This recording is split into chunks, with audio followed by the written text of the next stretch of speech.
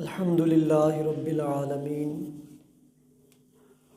والصلاة والسلام علی سید الانبیاء والمرسلین اما بعد فاعوذ باللہ من الشیطان الرجیم بسم اللہ الرحمن الرحیم ان اللہ وملائکتہ یصلون علی النبی یا ایہا الذین آمنوا صلوا علیہ وسلموا تسلیما۔ درود پاک پڑھیے۔ الصلاۃ والسلام علیک یا رسول اللہ وعلی آلک واصحابک یا حبیب اللہ۔ الصلاۃ والسلام علیک یا نبی اللہ وعلی آلک واصحابک یا خاتم النبیین۔ رب ذوالجلال کے فضل اور توفیق سے آج 15 رمضان المبارک ہے، اور آج کی ہماری گفتگو کا موضوع ہے صدقے کے فضائل۔ اللہ تعالی ہمیں قرآن و سنت کو سمجھنے اور اس پر عمل کر کے زندگی بسر کرنے کی توفیق عطا فرمائے۔ قرآن پاک کے اندر کئی مقامات پر اللہ تبارک و تعالیٰ نے صدقہ کرنے کا حکم ارشاد فرمایا ہے۔ اسی طرح احادیث کے اندر سرکار دو عالم صلی اللہ علیہ وسلم نے صدقہ کرنے کی ترغیب بھی دلائی ہے اور صدقے کے فضائل بھی بیان کیے ہیں۔ بنیادی طور پر صدقے کی 2 قسمیں ہوتی ہیں، صدقات نافلہ اور صدقات واجبہ۔ صدقات نافلہ ان صدقات کو کہا جاتا ہے جو ہم اپنی خوشی سے عام طور پر وقتاً فوقتاً کچھ نہ کچھ صدقہ کرتے رہتے ہیں اور اس کو اپنے اوپر واجب نہیں سمجھتے، ثواب کی نیت سے یا کسی کی مدد کرنے کی نیت سے ہم وہ صدقہ کرتے ہیں۔ کبھی مسجد کی خدمت کر دی، کبھی کسی مدرسے میں دے دیے، یا کبھی کسی غریب کو دے دیے، تو یہ صدقات نافلہ ہوتے ہیں۔ صدقات واجبہ 3 قسم کے ہوتے ہیں، اس میں زکوٰۃ ہے، فطرانہ ہے، اور نظر کا جو صدقہ ہوتا ہے وہ ہے۔ یعنی کسی بندے نے نظر مانی کہ میرا فلاں کام ہو جائے تو میں اتنے روپے جو ہے وہ صدقہ کروں گا۔ مثال کے طور پہ کسی کا بچہ بیمار ہے تو وہ یہ منت مانتا ہے کہ اگر میرا بیٹا تندرست ہو جائے تو میں اللہ کی راہ میں 1000 روپیہ صدقہ کروں گا۔ اب جب بیٹا تندرست ہو جائے تو اس پر واجب ہے کہ وہ 1000 روپیہ اللہ کی راہ میں صدقہ کرے۔ تو یہ جو نظر کے منت کے پیسے ہوتے ہیں یہ بھی صدقات واجبہ میں شامل ہوتے ہیں۔ اس کے بعد زکوٰۃ ہے، تو زکوٰۃ پر انشاءاللہ آگے ہم نے مستقل ایک موضوع رکھا ہوا ہے، اس پر بیان کریں گے۔ صدقہ فطر جو ہے یہ سرکار دو عالم صلی اللہ علیہ وآلہ وسلم کی حدیث پاک ہے۔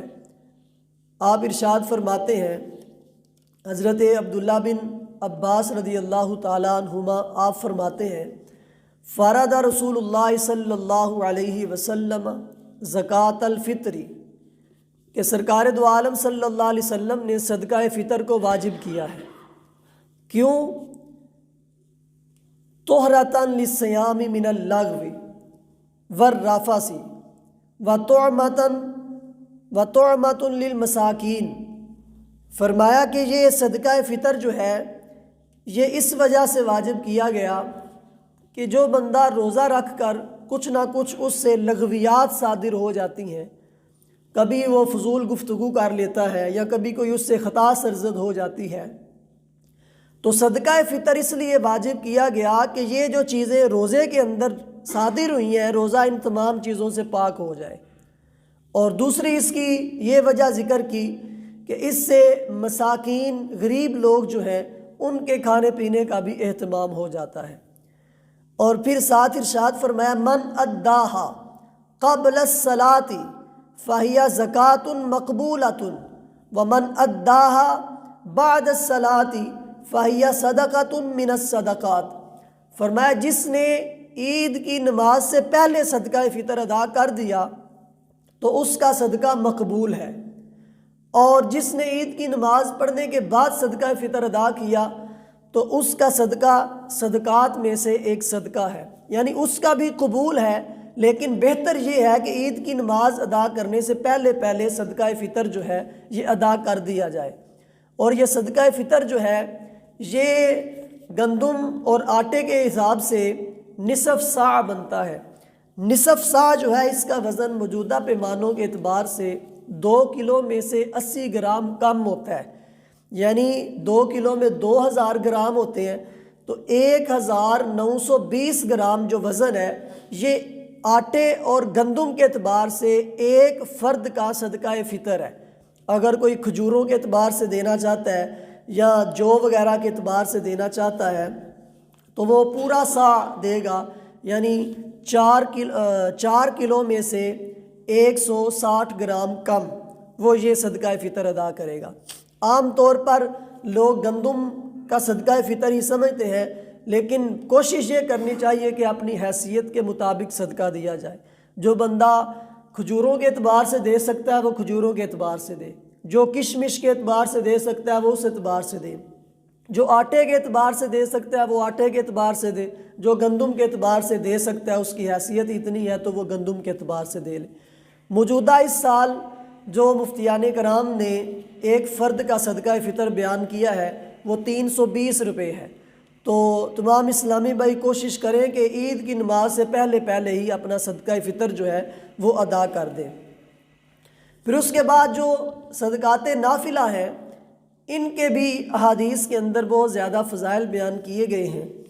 سرکار دو عالم صلی اللہ تعالی علیہ وآلہ وسلم کا فرمان ہے، ان الصدقۃ لتطفئ غضب الرب وتدفع میتۃ السوء۔ ارشاد فرمایا کہ صدقہ اللہ تبارک و تعالیٰ کے غضب کو بجھاتا ہے اور صدقہ بری موت کو دور کرتا ہے۔ یعنی جو بندہ صدقہ دیتا رہتا ہے تو وہ جب گناہ کرتا ہے تو اللہ تبارک و تعالیٰ جب اس سے گناہوں کی وجہ سے اس پر غضبناک ہوتا ہے تو گناہ کرنے کے بعد وہ توبہ کرتا ہے اور پھر صدقہ ادا کرتا ہے تو اللہ تبارک و تعالیٰ کے غضب کو صدقہ ٹھنڈا کر دیتا ہے۔ اسی طرح صدقہ کرنے والا جو بندہ ہے وہ بری موت نہیں مرتا، فرمایا کہ صدقہ اس سے بری موت کو دفع کر دیتا ہے، بری موت کو ٹال دیتا ہے۔ تو اس سے معلوم ہوا کہ بندے کو صدقہ کرتے رہنا چاہیے کہ ایک تو یہ اللہ تبارک و تعالیٰ کو راضی کرنے کا بھی سبب ہے اور دوسرا یہ حسن خاتمہ کا سبب بھی بنتا ہے۔ اسی طرح ایک اور مقام پر حضرت عبداللہ بن عمر رضی اللہ تعالیٰ عنہ آپ بیان کرتے ہیں، ان رسول اللہ صلی اللہ علیہ وسلم قال وهو علی المنبر وذکر الصدقۃ والتعفف والمسألۃ۔ فرماتے ہیں کہ رسول اللہ صلی اللہ علیہ وسلم منبر پر تشریف فرما تھے، آپ نے صدقے کا ذکر کیا اور بغیر ضرورت سوال کرنے سے بچنے کا ذکر کیا کہ غیر ضروری سوالات نہ کیے جائیں، مطلب لوگوں سے ضرورت کے بغیر صدقہ یا مدد نہ مانگی جائے۔ ساتھ ہی فرمایا الید العلیٰ خیر من الید السفلیٰ، فرمایا کہ اوپر والا ہاتھ نیچے والے ہاتھ سے بہتر ہوتا ہے۔ اور اوپر والا ہاتھ کون سا ہے؟ فرمایا کہ فالید العلیٰ ہی المنفقۃ، اوپر والا ہاتھ وہ ہے جو صدقہ دے رہا ہے اور نیچے والا ہاتھ وہ ہے جو سائل کا ہاتھ ہے، سوال کرنے والے کا، جو صدقہ لے رہا ہے۔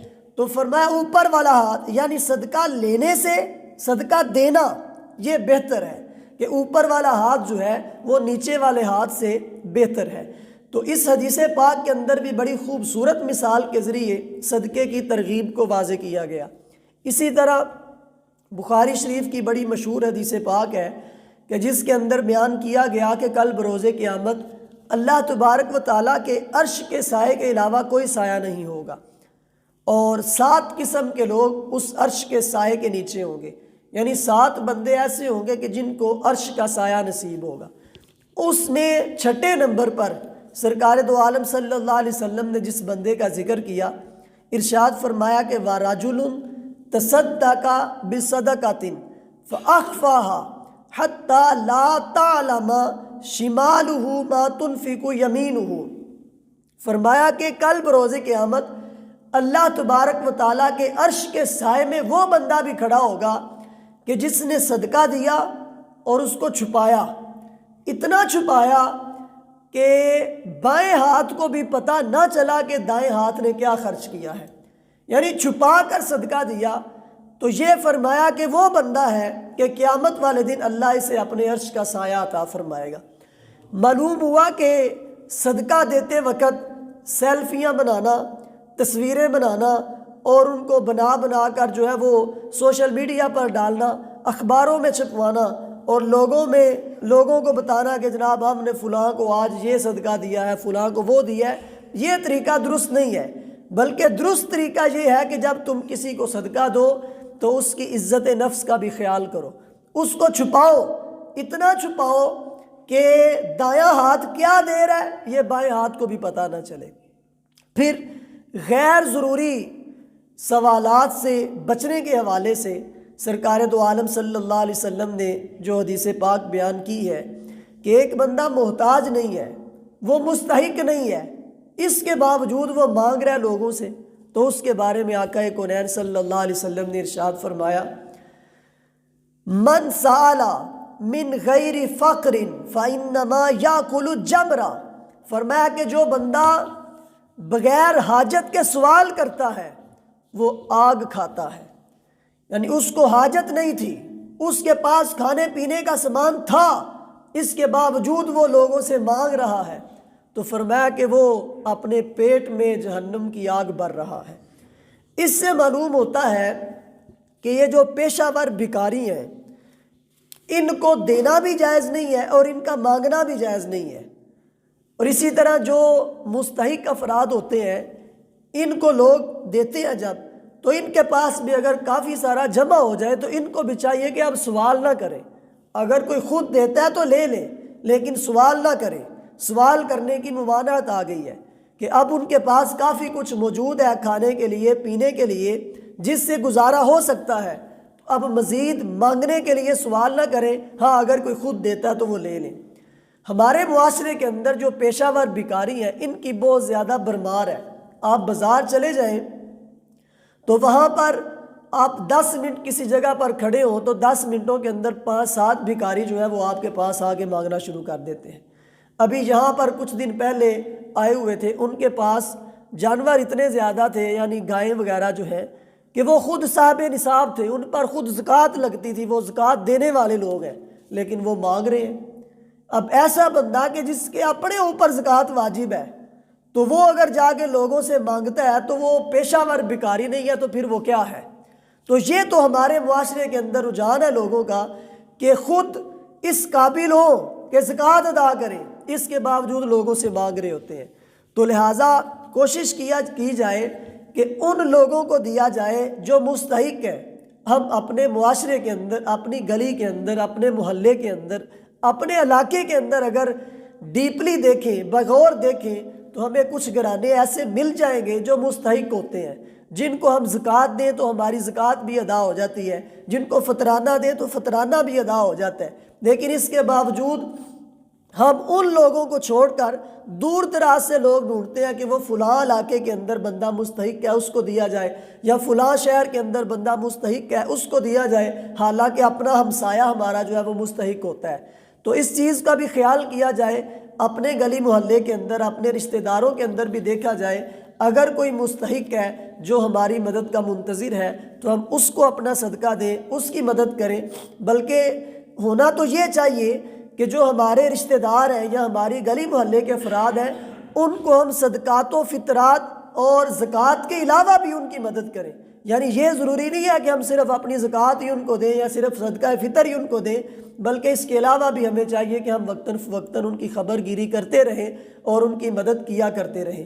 اللہ تبارک و تعالی ہمیں قرآن و سنت کو سمجھنے اور اس پر عمل کر کے زندگی بسر کرنے کی توفیق عطا فرمائے۔ آمین بجاہ النبی الامین صلی اللہ تعالی علیہ وآلہ وسلم۔ الصلاۃ والسلام علیک یا رسول اللہ وعلی آلک واصحابک یا حبیب اللہ۔ الصلاۃ والسلام علیک یا نبی اللہ وعلی آلک واصحابک یا نور اللہ۔ الحمدللہ رب العالمین والصلاة والسلام علی سید الانبیاء والمرسلین۔ یا مالک و مولا، ہمارے والدین کی اور پیارے آقا علیہ السلام کی ساری امت کی بخشش فرما۔ نماز فجر ادا کی اپنی بارگاہ میں قبول فرما۔ نماز پنجگانہ باجماعت ادا کرنے کی توفیق عطا فرما۔ اپنا اور اپنے پیارے حبیب صلی اللہ علیہ وسلم کا مخلص عاشق بنا۔ سرکار دو عالم صلی اللہ علیہ وسلم کا صدقہ ہم سب کے مال جان اولاد ایمان عزت و آبرو کی حفاظت فرما۔ ہم سب کے عشق رسول میں برکتیں عطا فرما۔ مالک مولا، رمضان المبارک کے بقیہ روزے رکھنے کی توفیق عطا فرما۔ آج کے روزے کو اپنی بارگاہ میں شرف قبولیت عطا فرما۔ وصلی اللہ تعالی علی رسولہ خیر خلقہ سیدنا و مولانا محمد وعلی آلہ و اصحابہ اجمعین۔